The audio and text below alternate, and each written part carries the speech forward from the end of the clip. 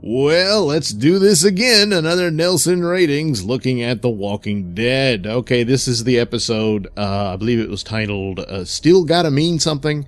Something along those lines. This one, look, it was a good one. I'm not happy with Walking Dead. I'm very frustrated with the past two seasons so far, meaning this one and the previous one. 6 wasn't nearly as bad as 7, but 7 pretty much destroyed it. And the overall problem of repetition still continues. Here we have more on the theme of, gee, are we becoming the monsters we're trying to destroy? Over and over again, that's cropped up throughout the series. It's just another problem of the repetition that is just beating this zombie horse into paste.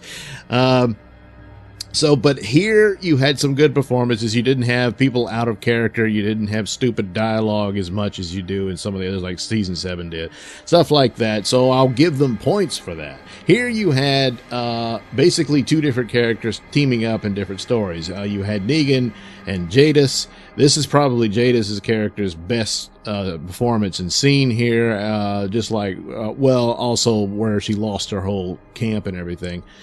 Had some better scenes because that whole Yoda talking nonsense that was all fake anyway, it was so bad and just took me out of the show. It's just another example of flailing writing and not knowing where to go and what to do, and just trying to decorate the show up with something to distract you that it's the same damn plots over and over again.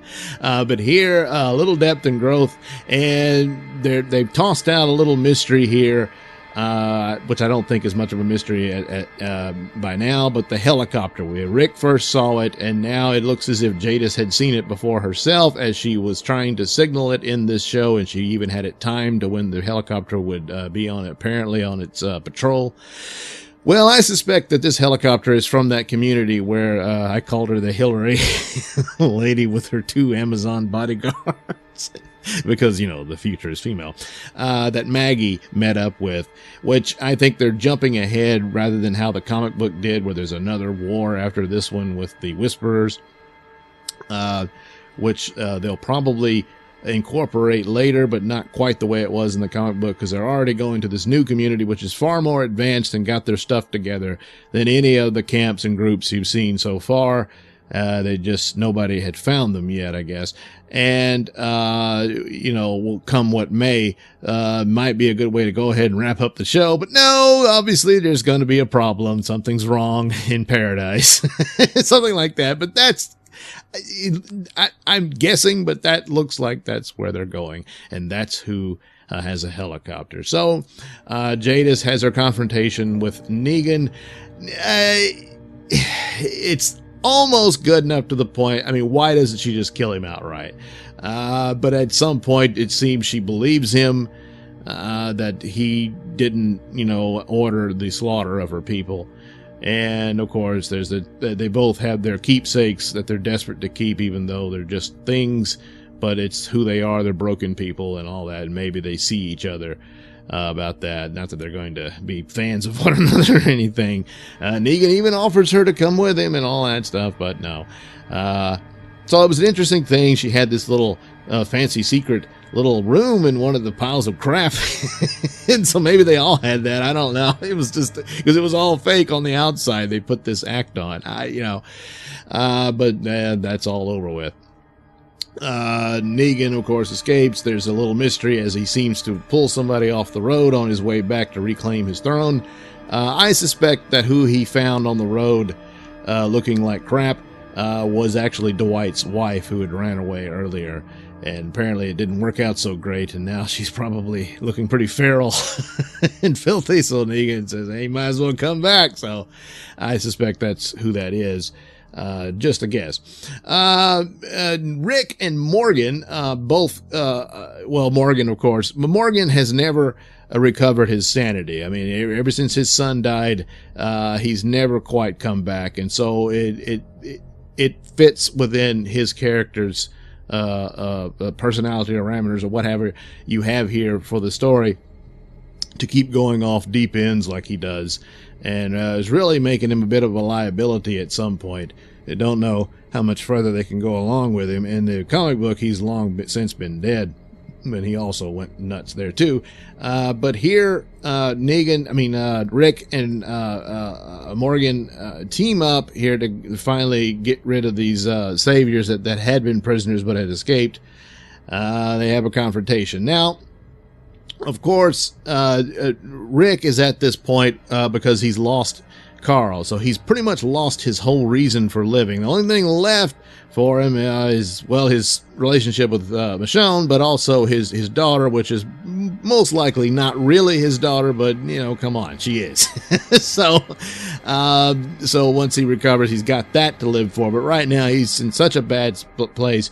He's not interested in this idea of making peace with these guys, even though one of the guys who stayed behind is kind of begging him to go easy on them or try to save some of them.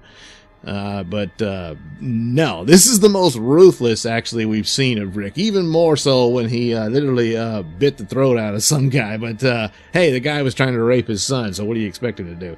Here, he kind of lulls these guys into thinking, well, maybe we should give Rick a chance and join up with him and all that sort of thing. It was all a ruse. Rick starts killing them all. When Morgan's down with that and all that. The only problem here is it stretches credibility that they would have let them live. Especially what's his name, Jared, that asshole guy. He finally got what he had coming to him, and it was good. There was no saving that guy. But I really don't buy that he would have let them live. I mean, all he needed was like Rick's head or whatever. I got Rick, you know. The only saving grace is that it's very difficult for them to move beyond. They weren't at first buying that there was a herd of zombies coming, and sure enough there were, and that's what really changes the deal. But cutting it pretty close, and it stretches credibility a little bit, but I'm gonna forgive it. It was good. It was understandable, and but I suspect at some point Rick will turn around, because obviously I think that's what the letter that Carl left him is telling him to do, and pretty much how the comic book ended up, where Rick tries to build a new a beachhead of civilization where law and order is trying to be restored, rather than kill or be killed type law of the jungle that they've been living under now since the fall. So, but all around the performances were good. Things were handled out. The previous story where Tara got shot is looking like Dwight did it so that she wouldn't get infected with the zombie blood bullets and arrows they had, knives and whatever have you that they were using. So that now, but now that one was a bit weak. It's very short. Daryl is upset with Dwight. He should have warned us and all that sort of stuff. Whether he knew fully or could get the message out, he doesn't know that, but still he's mad at him. Suddenly Tara, who wanted to kill him, is like, well, he saved my life, so now I'm kind of, maybe we better not kill him. Just yeah, I don't know if she would switch that quickly, considering that Dwight murdered her girlfriend. So but if this ends up the way the comic book did, I don't know. That's a bit hard to take, because if you haven't read the comic book, this is a spoiler that may or may not be realized in the story. They don't kill Negan. They put Negan in jail. And eventually they let him go. So, is Maggie going to come to terms with that? Nah, that's a bit hard to believe or to take, but I don't know. They might try to do that, but that's a bit of a stretch that Maggie would say, well, it was a terrible time. We weren't all ourselves, and I've done things that aren't respectable. No, bash your husband's head in. No. So they may have to. Of course, with the apparently there's trouble with the actress now, so maybe she'll get bumped off anyway, so it wouldn't matter. So there you go. Walking Dead. It's still got to mean something. I'm giving it 4 out of 5 stars. Just because it shines amongst the crap that the series is overall now. It probably would have registered weaker if the show was still at its best. But now it's one of the good shows and bright spots in a really, really stinky series.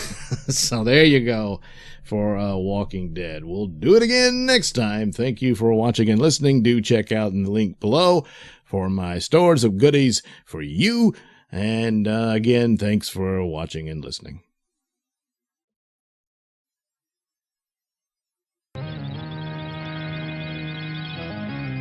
In space, no one can hear. I stand corrected.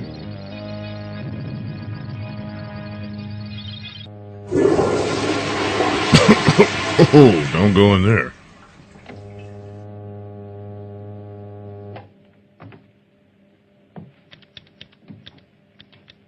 Well, hello there.